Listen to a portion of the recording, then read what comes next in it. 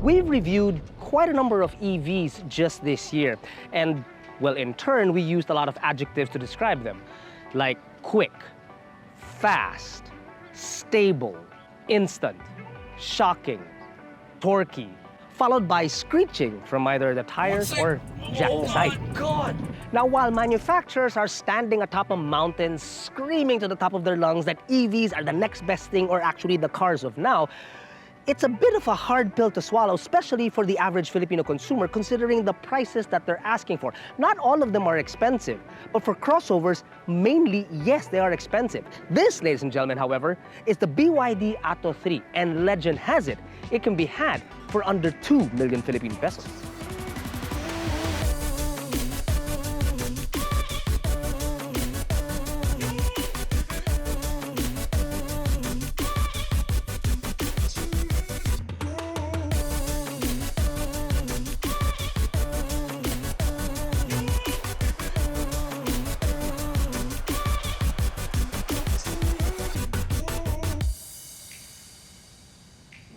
These are the Bosch Aerotwin blades, the original swipe left, the original thank you, next. The Bosch Aerotwin wiper blades have outstanding wiper performance due to enhanced rubber formula and Evodium spring strips, long life due to less abrasion and wear, and super quiet wiping. Really? I can do this in my sleep. It's really easy. Just unclip, and it's like a hook, basically. It comes off that easy. Removing the old blade is probably twice as hard as putting in the new blade because the new blade is so easy. Lift the cover up, slide it in all the way, hook it, and close it. That's it. Why do the old blades have to be so complicated? Flip, flip, bap, bap, bap, bap, bap. With the Bosch thing, all you have to do is just open it, push it inside, clip it, and boom. Tito Boy's your uncle. You're done. We still have so much time, I'll even do the rear. 3 minutes. What do you think I am? An amateur? Did I break it? No, I didn't. Had you worried there for a while. Ooh, water test. Oh, galing oh, no streaks. Hey, that's really, really nice. I don't understand. What happened? Conventional is a term that we won't normally use to describe the other EVs that we've driven on the channel, but that's exactly what we're going to use for the BYD Atto because, as it states on its front clip, it's exactly that. Save maybe for the fact that there is no intake here on the larger bumper, just one on the bottom.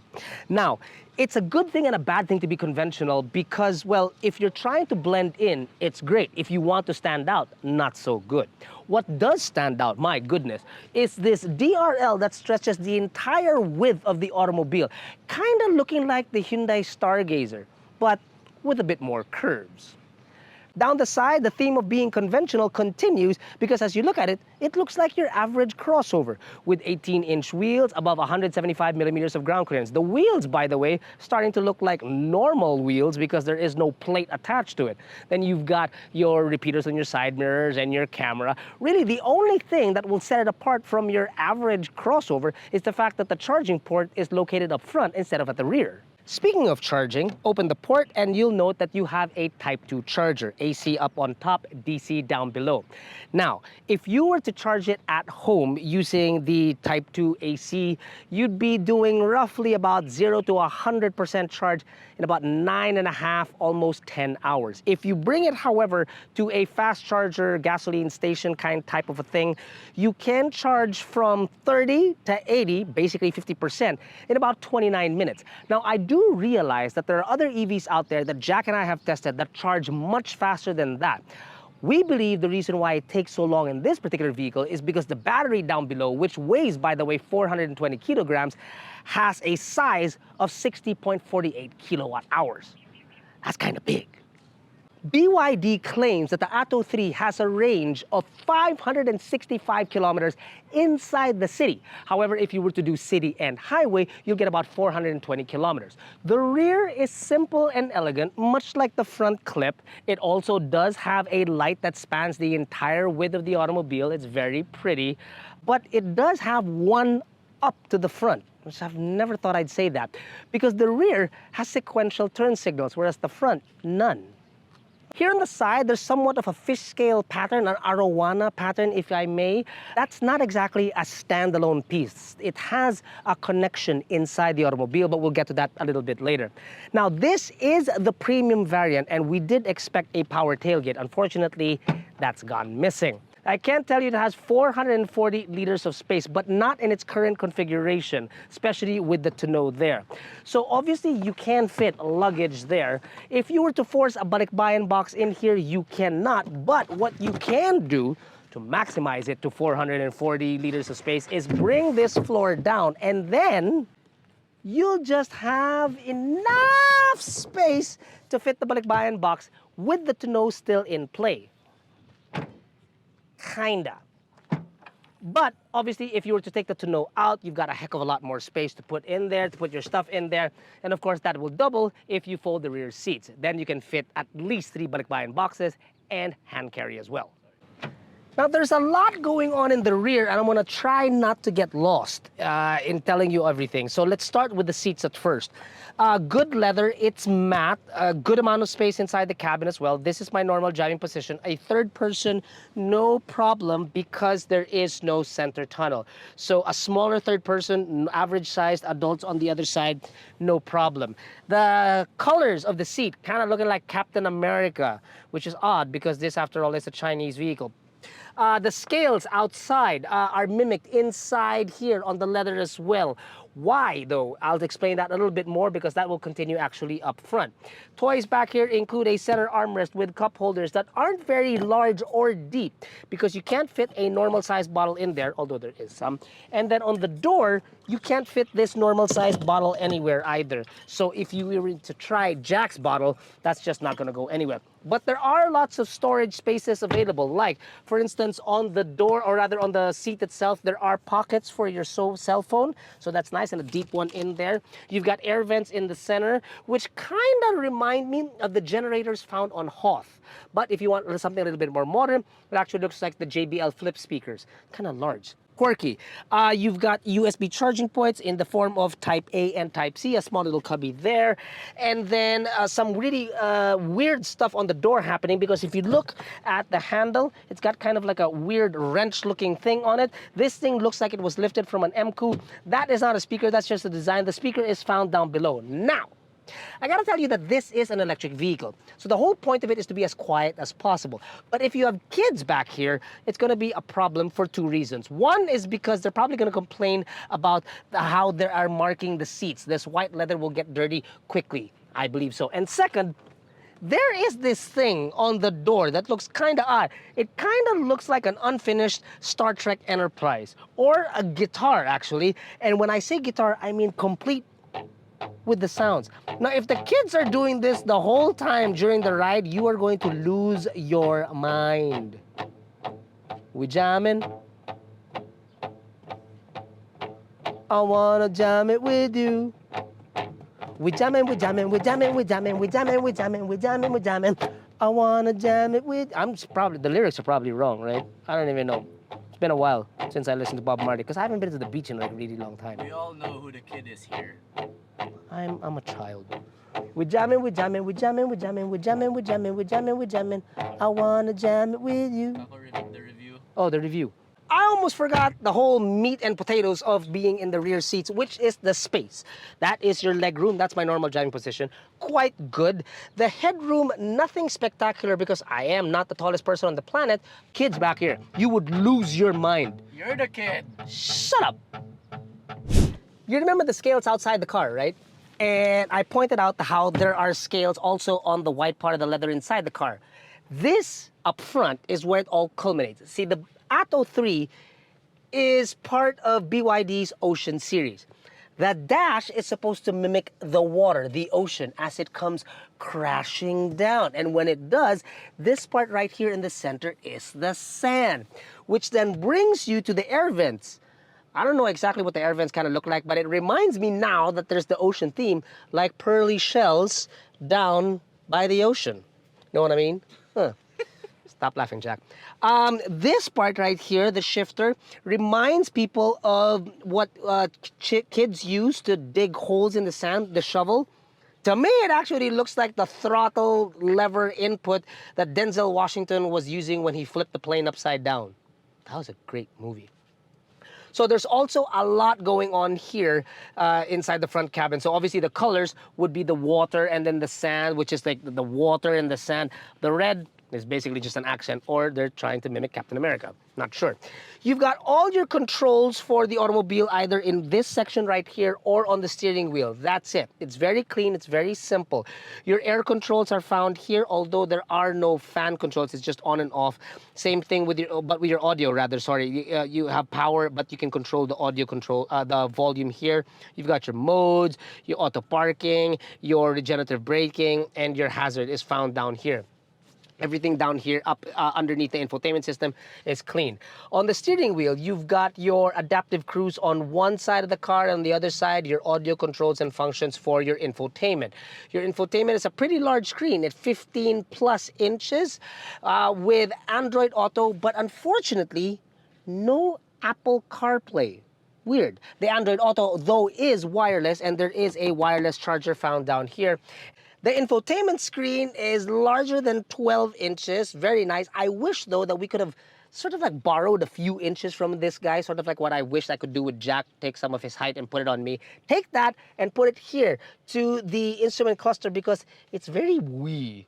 Wish it was a little bit bigger. I wish I was a little bit taller. I wish I was... Also, there is a lot of quirkiness inside this automobile that we've shown you on the seats and whatnot. The door handles, much like they are the rear end found on the MQ.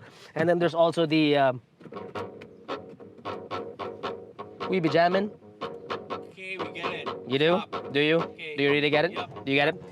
Thank you very much, Earl. And then there is one cool party trick that this infotainment system has. Check this out. Press the button right here.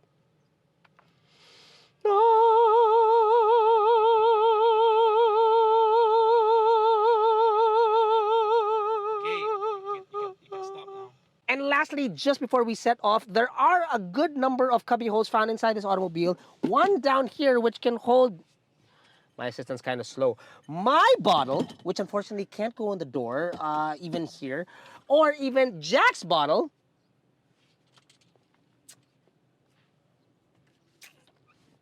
Oh, sorry about that. Which is found here in the center, by the way. Ta-da! Sorry, I wanted to blame you, but it's my fault. So this center console is big enough to hold Jack's bottle, as well as it is down here. Next time, speak when you're spoken to. Not right now. Don't speak. No, no, don't. No, no, no, no. So hard to train children.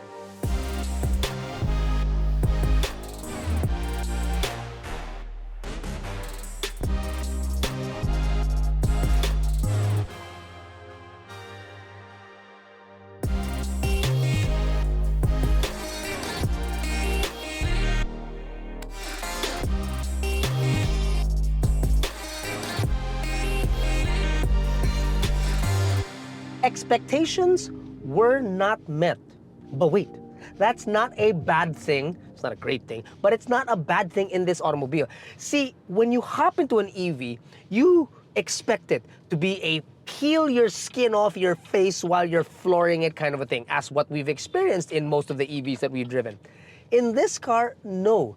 It's pleasantly comfortable, properly responsive, and it drives the way that it brings itself out to be, which is a family crossover. It's very easy to drive. It's still responsive. The throttle and the power is most definitely still there, but it's not OTT. It's not over the top. And I find it quite calming, really. Now, to others, everybody, not everybody, but to others out there, they will expect a quick, very rapid EV. It can to an extent, still responsible, safe, affordable, approachable. Again, those terms, you'll see me use them a little bit later on. But at the same time, still be EV so that you never have to step into, well, a petrol station for petrol ever again. With 201 horses and 310 newton meters of torque, it's respectable, but it has to hit the gym a bit to get a bit faster. Its projected range, as tested, actually holds up well. In traffic, we only drain 3% of the charge from the battery going from Makati to Quezon City. So you could say that one city commute will expend about 10% as long as you're not kaladkarin or something like that. And speaking of traffic, the ADAS system in this car is smooth and easy most of the time, but it can get freaked out if cars in front of you are being a little unpredictable. That, and it errs on the safe side at times, and it hits the brake a little abruptly. Before we go any further, but I'd like to say that these seats, I like them a lot. The lumbar support isn't intrusive. In fact, there's no button for it there, so there's a lack of a lumbar support. Maybe it's because I'm Cuba. But the bolsters on the seat, it's very comfortable. I like it. As we showed earlier, the seats were very plush. Yeah, and when you're driving, it feels that way too. I feel really good inside this car. Maybe this car was built for me. The suspension is a bit of, well, good and bad, in my opinion.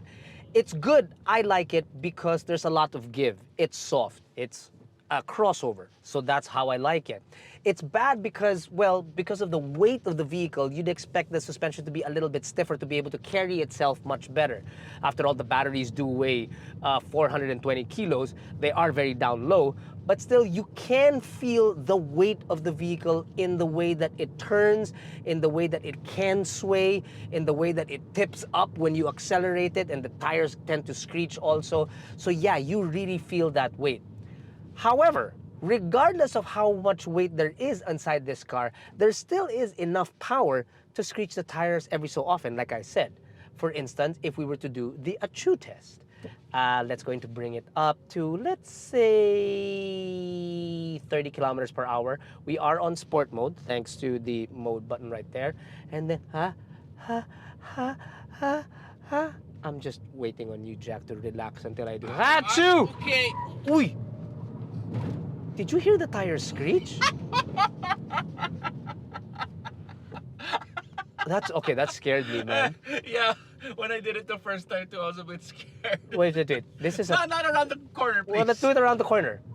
Oh my God! Don't. Stop. Please, for the love of God. Oh! The NVH. There's something that, well, it's maybe because I'm used to how quiet the Tesla and the MG4 is. But there is a hum inside this car. Actually, the hum is outside the car. You can just hear it inside, whether you're going forward or back. And it's not particularly a very sexy sound. It's futuristic, most definitely. But I guess maybe it could be because I got used to the MG4 and the Tesla once again. I'm not a big fan of it. No, I'm not. Also, now that I'm stuck in traffic, a little bit of traffic, I noticed that the brakes on this car are very, very sensitive. When you're at speed, they work great, but when you're in traffic, it tends to bite down quite hard if you just tap on the... There it goes. When you tap on the brake ever so slightly, it tends to bite right away. There is no way of telling it to calm down when you're in traffic. Much like, the best way to explain it is when you have electronic steering, as you do here, when you're on the highway, it tightens up, right? And then when you're in traffic, it loosens up. The brakes, unfortunately, are just sensitive the entire time through. And so it's easier to control when you're going fast, which just basically means don't ever drive slow in this car.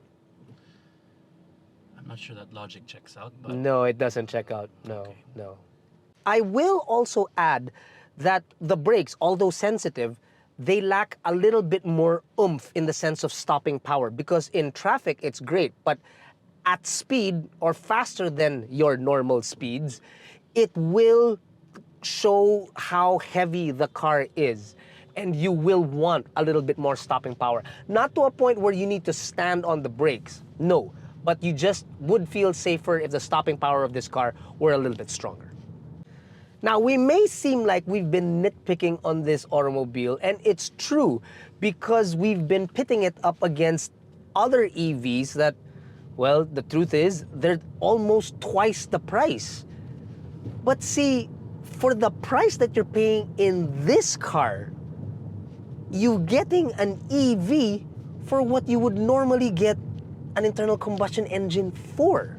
Plus, there are 3 pillars to this car that you would never think to use to describe an EV. Over the top, it is most certainly not. It is, for all intents and purposes, sensible and practical. An EV that's sensible and practical. I have to admit, when you do get into an EV, the first thing that you're going to expect is that it's a knock your socks off kind of a drive. In this car, you really won't get that. But I tell you, anything and everything that it does deliver is everything that you will want or need anyway. And at a price point that's a heck of a lot more affordable to more Filipino buyers out there. Because, as we mentioned earlier, it does fall under 2 million Philippine pesos. It falls exactly at 1,798,000 Philippine pesos for a crossover. And then if you want something even more affordable, the Atto 3 actually starts at just 1.6 million Philippine pesos. We know this for a fact because we have all the information that you need on this car or any car for sale in the Philippines for that matter on our AutoDeal app. We've reviewed many EVs on our channel, and when we do, mostly it's all about how quick the car is, how futuristic looking it is, the tech inside, the Achoo Test, which is always going to be a winner, and really how it does perform when you put it under pressure. Not everybody's looking for that kind of an EV, and we understand this because every once in a while you want to be able to get an EV because it's affordable, because it's practical, and most importantly, because it's approachable. If those 3 things are a very big aspect to you, then the Atto 3 might just be something you should be looking at.